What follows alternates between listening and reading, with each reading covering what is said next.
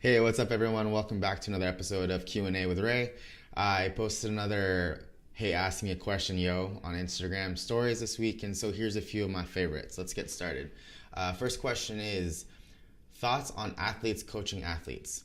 In my gym, the one that I ran for about 5 years, this was actually part of the culture by design.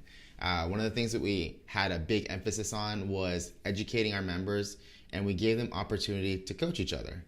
A lot of this was by necessity because our space was small, so we often had to work in pairs and in groups. But this had a lot of really cool benefits. Number one, it helped build community. And number two, when you have to teach something to someone else, it forces you to really learn it. So you kind of learn it twice and then learn how to explain to someone else. It's really, really beneficial, and it helped our athletes a ton. Now, there's a few prerequisites that are important that must be in place in order for this to work. Number one, humility first and foremost. When we had people come to our gym, it was part of our process, our sales process, to evaluate the member as well. We wanted to make sure that they would fit our community. Our community was one that was inclusive, welcoming, and we took care of each other. And so anyone who came in who had a big head, was hard-headed, didn't want to receive coaching or feedback, didn't listen, was not teachable or coachable, they would not be a good fit. And oftentimes if I sensed that someone was that way when they came and checked us out, I would gently encourage them to try another gym, because I didn't want that sort of negativity, that sort of mindset in the gym. It's toxic, it's problematic, and it doesn't work very well in this situation. A lot of coaches will say that this is not a good idea because you might have athletes who are going to try to coach over the coach. And that was never really an issue for us because we understood that every single one of us has something that we can share with each other, that we can all learn from each other, myself included. I was constantly learning, and that humility part is super important. Like if you are not coachable or not willing to listen, then it didn't fit, and so we didn't want you part of the group. So that's first. You got to have humility first. No egos allowed. Secondly, the coaches need to be paying attention. So if I was running a class this way, if I had the athletes helping coach if I had athletes coaching each other, I was making sure that I was watching the athletes who were moving and watching the athletes who were coaching their athlete, and I would give feedback to them both. I would give feedback to the coach. I'm like, hey, do you see this? Look over here. Do you see that? And I was educating that person, and at the same time, I was teaching that person how to cue the athlete who was moving to make them move better. So you have this nice chain of mentorship. So one of the best ways for people to learn is to be in an environment where there's a mentor, there's peers, and there's mentorees. Try that. It's super cool. Next thing is the coaches can't be timid. You can't be shy. You have to own it. You have to be in charge. So if you have someone who has a stronger personality, the coaches need to be bigger and be able to keep control of that situation. It's like TSA. If you see something, say something. If you see an issue, mention it. And in our gym, that was never really a big issue. We had a really great environment where people were willing to learn and wanted to learn. So I think it's great if you have those prerequisites in place. Next question. Do you recommend taking the level 1 course if you have no intention of coaching? Absolutely yes. There are a lot of people who go to the level 1 course just for personal enrichment, and that's awesome. If you love the CrossFit methodology, why not learn more about it? Makes sense. And here's another benefit to this is as you go to the course and you learn about what CrossFit actually is, it gives you a better idea of whether or not your gym owner is actually representing the methodology correctly. Because there are lots of people who say they run a CrossFit gym, but they're doing something completely different. It's not even CrossFit. For example, if your gym has only 20-minute plus workouts every single day, or you have workouts that have a part A, B, C, D, E, F, G, H, I, J, K, L, M, N, O, P, that probably is not really CrossFit. We don't teach that. At least last I checked, So good way to tell if your coach is actually doing CrossFit, and if they're not, it's an opportunity to go look for another gym that is. If that's important to you. If it doesn't, then it's whatever. But it's a good experience. You should go. How long should I wait to take the level 2 course? If you're training people consistently, I say this all the time, it's not a question of if, it's when, and you should do it within about 6 months to a year at most. Okay, 6 months gives you a good amount of time to practice teaching the things that we taught you at the level 1 course. And then Gives you opportunity to shadow other coaches, because once you've been to the level 1 course, you start to see CrossFit in a different light, and you're able to filter in things and observe coaches in a different way that's going to be a whole lot more beneficial. And if you go straight to the level 2 and don't have that experience, you're not going to get as much out of the level 2.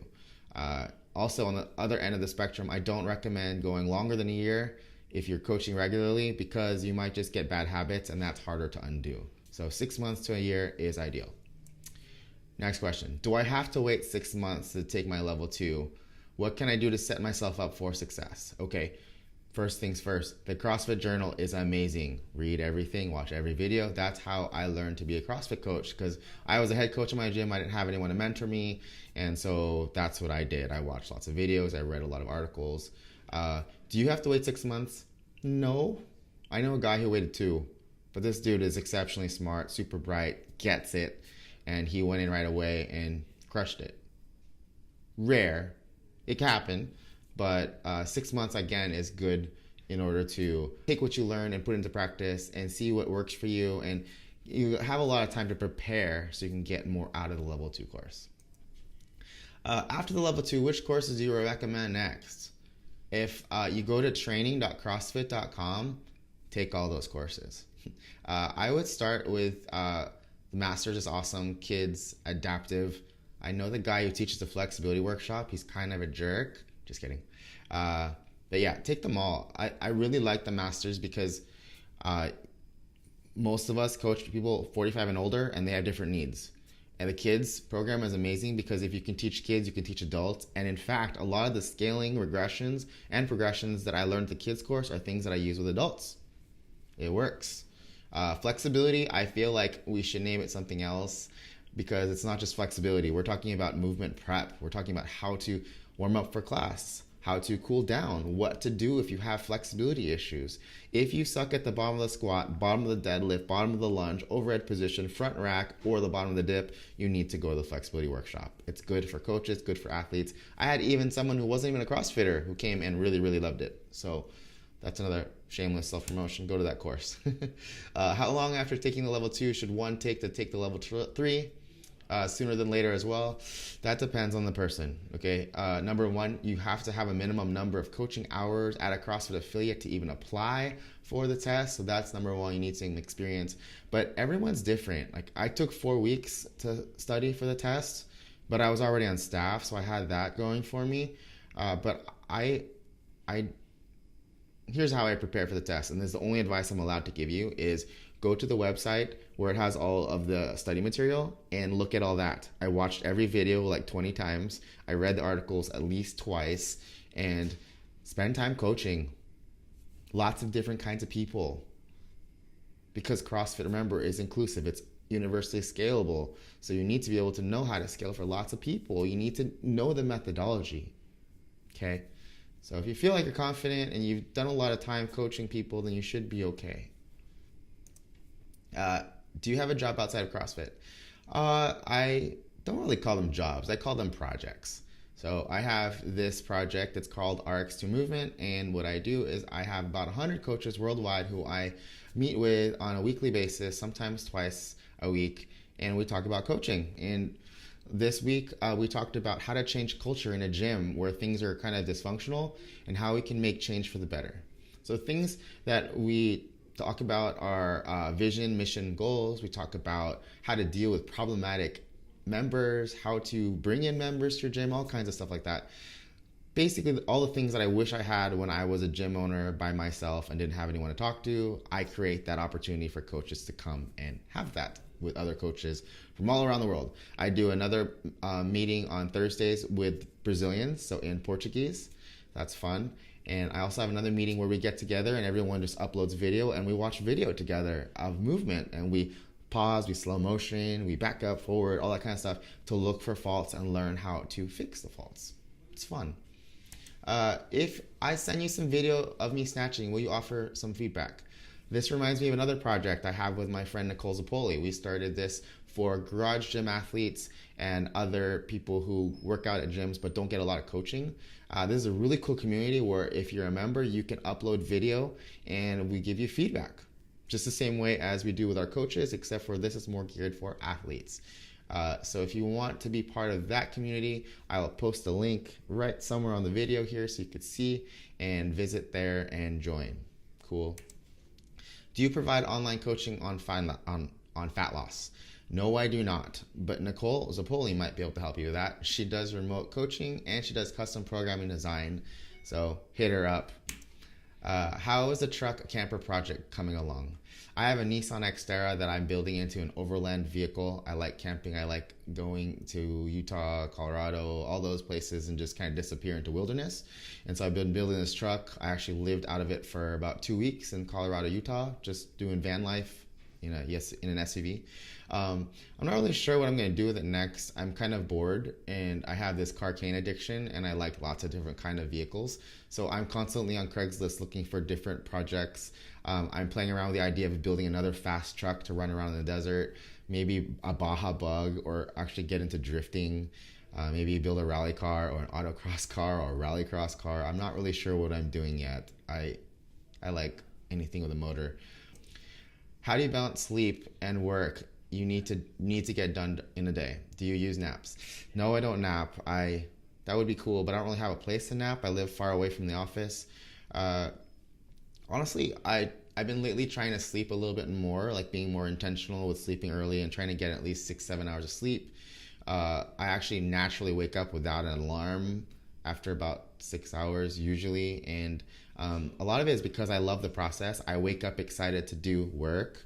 Like I said, I have lots of projects going on. I got my coaches mentoring. I got an athletes community.